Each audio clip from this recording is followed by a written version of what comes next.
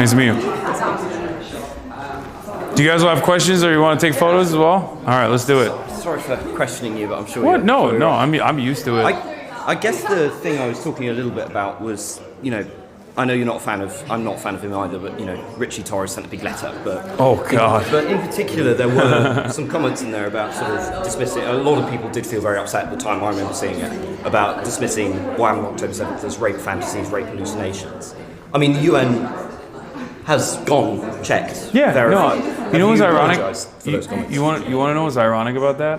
Yeah. So that was a 17-second clip that Richie Torres got from a group of people that are trying to present this narrative that I am a vicious anti-Semite that is a rape denialist. And what's really interesting about that clip is that I went back because I was like, this doesn't make any sense.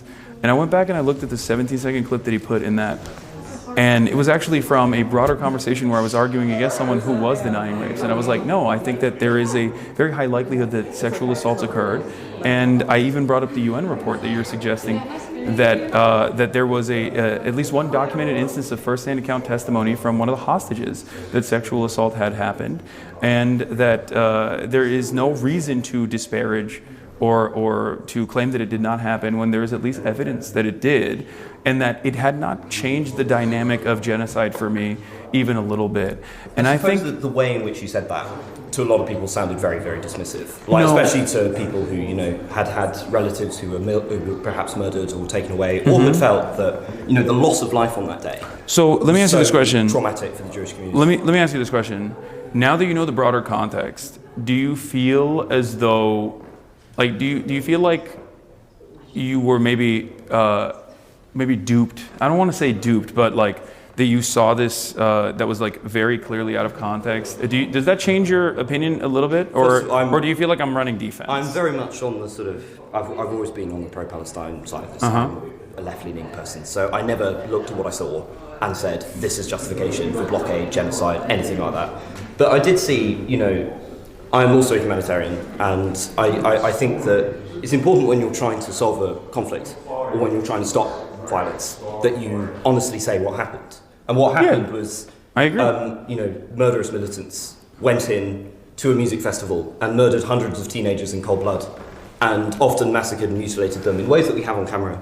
And that is deeply traumatic to me. And I guess this was linking to a broader point that, yes, I understand this whole thing about there is context to this, and you can't just sort of suggest any violent action is justifiable against someone if they don't hold views you like. But this is endemic to the ideology. Do you think I maintain that position? Side, it doesn't. But do you think I maintain that position? Do you think that I think that it was wholeheartedly justifiable? I think certainly you haven't been very clear in your condemnations at times, and I've watched what you've said. Okay. It doesn't seem, for example, I in the course of your talk, you didn't mention what happened on October 7th once. Yeah. You mentioned it as the start of the conflict. You didn't mention... I don't even think it's the start of the conflict. I actually, if you recall, started the conversation even before the inception of the State of Israel. There's a deliberate reason for why I did that, because I think it's important to understand the historical context in which violent resistance There's no context for murdering hundreds of teenagers, is there? I think is there context for that? Yes, I think really? There's always is that something context. That can just like be there's context. Contextually justified? I don't think it's a contextual justification. I think it's offering background and analysis. Analysis is not justification. I mean, this is a deliberative body, right? We're in a space for free speech and debate, and I think that this is actually ironically one of the things that I don't like about debate is that there is a woeful misinterpretation that exists in this space, and that especially when we talk about certain things like certain subjects that are very difficult to broach in an open and honest manner, I think a lot gets lost in the nuance. And I think you understand where I'm coming from when I talk about this, like that October 7 is, I've never said that October 7 is like the inception or the first stage in what has unfolded. I think that it's important to understand the context in which violent resistance has evolved, whether it be Hamas or whether it be any militancy against like overarching oppressive colonial actions. But I suppose what I'm saying to you is there's time for nuance, and there's also time to say something is unequivocally evil and something is unequivocally unjustifiable. And I'm wondering why you can say that correctly about the wealth of Israeli atrocities. But to actually fix this conflict and gain trust with people, you need to say that unequivocally about the murder of hundreds of teenagers at the Supernova Music Festival, their mutilation and often their rape. And I don't know why you can't say that. I don't. First of all, in terms of using the language of mutilation and rape, and also consistently saying that there is a contextual justification for it, I think the violence that states engage in, specifically an apartheid state, which you agree is Israel's an apartheid state. Okay, so the violence that an apartheid state engages in is oftentimes considered to be invisible. There is a tremendous number of documented, there's a tremendous number of speakers and media representatives that have actively communicated all of the violence that has unfolded on October 7. I myself have also maintained the position that any kind of violence against civilians is completely unjustifiable. But I think it's more productive to at least be a resilient voice that, especially in the West, that tries to explain that these aren't barbaric monsters, that these are horrifying atrocities that they did, right? But that it is not coming out of a place of this antiquated anti-Semitic tendencies, or that they wanted to go out and like do mass rapes, or any number of different ways in which people have, I think, in a very unhelpful way, tried to claim that there is no emancipatory ambition here, and that there is no valid interest in wanting to be rid of Israeli sovereignty. Do you think that by invading the Gaza Strip, that they were not motivated by anti-Semitism, given the fact that they were murdering civilians indiscriminately? Invading the Gaza Strip? By invading from the Gaza Strip into Israel. Yeah. Do you think that they were not motivated by anti-Semitism, given that they were murdering citizens? No. No. That is remarkable. No, the entire logic of Hamas I don't. built on anti-Semitism. No. And if you don't recognise that, then you're never going to build any trust with the Jewish community. If you have people who are out there and suggesting that your people don't have a right to exist, the slogan of the Houthis, who you so admire, is "Death to the Jews." I know, and I've been very critical of that as well. Well, I don't know if critical enough not to platform somebody and call him a sexy pirate. That person wasn't I don't know if you're aware of this or not, but that was a 19-year-old Yemeni teenager that was actually not associated with the Ansar Allah movement at all. There is enormous debate about that, and it is highly unlikely he'd be fighting with them if he had no connections to them. And you were not mentioning that in the context of it. He was not fighting with them. There is a lot that gets lost in the translation, and certainly I think a lot of commentary has existed in this space of a conversation that I had 10 months ago, or at this 11 months ago, before the Ansar Allah administration was even designated as an official state-sponsored terrorist organization.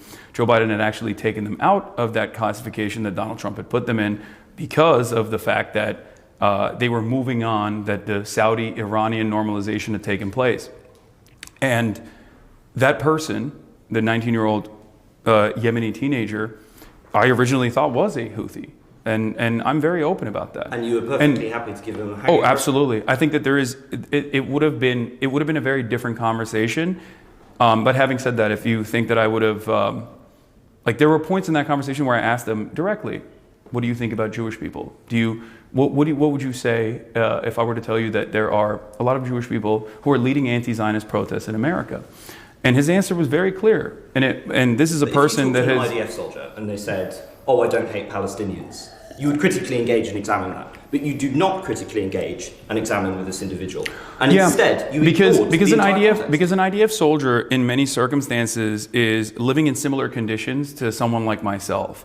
So I treat someone in the Western world with Nazi ambitions very differently. No, I think this is interesting because it suggests that you don't have a moral universalism. What I've heard from you is this very eloquent, and I agree with it, moral condemnation of the atrocities. But when we talk about the murder of gay people en masse in Yemen, when we talk about, for example, Tibet's oppression under China, or when we talk about what Hamas has done to gay people within there, or what they do to Jewish hostages, you enter this contextual blather. And it strikes me that these... Because you want to know why? You want to know why?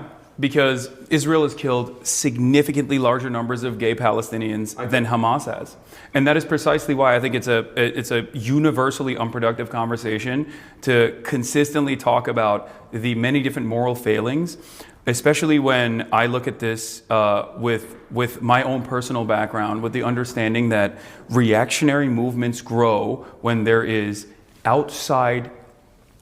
are outside forces that are invading a country. This is something that I actually talked about with respect to Ukraine as well, that while there were many movements within Ukraine that were constantly fighting against paramilitary groups that had started off as like offshoots of football hooligans, the Azov Brigade being one of them, that once Ukraine was invaded by Russia, that the inevitable violence was going to make all of the most right-wing reactionary forces the emancipatory forces that were going to dominate the country in perpetuity. We saw this with Iran. The destabilization of Iran, backed by the CIA, caused the Ayatollah to overtake the country, because in most circumstances, when Western forces or an outside force is coming into your country, you don't care about who is actually fighting back. You just want the pain to stop. You want the violence to end.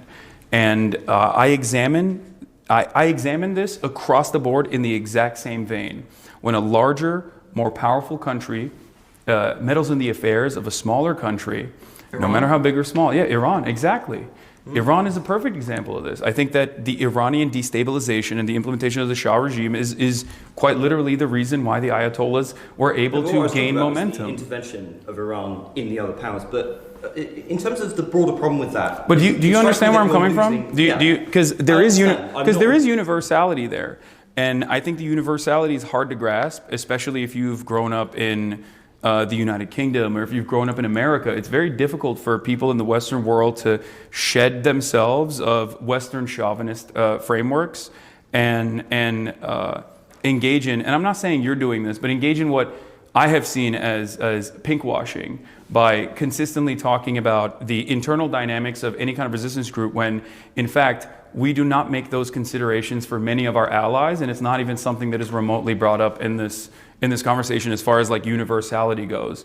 I've never heard anybody go, we got to stop giving Saudi Arabia weapons because of the horrifying treatment of gay people. I still think it's unjustifiable, just like it's unjustifiable in Yemen.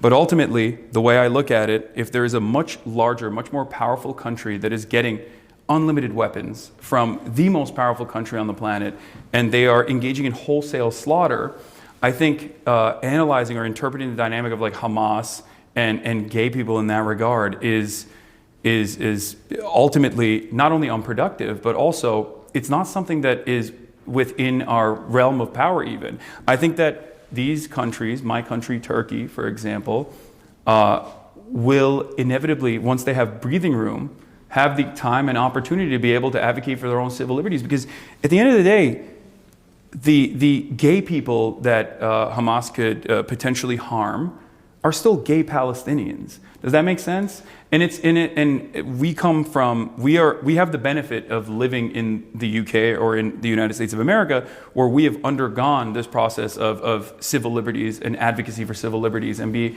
able to overcome these issues, like the structural hurdles, the systematic discrimination that gay people face. Like, I mean, think about Alan Turing. I think there are two issues. Sorry if I just could respond quickly. If I can just say, you've been debating for a very long time, and by all means.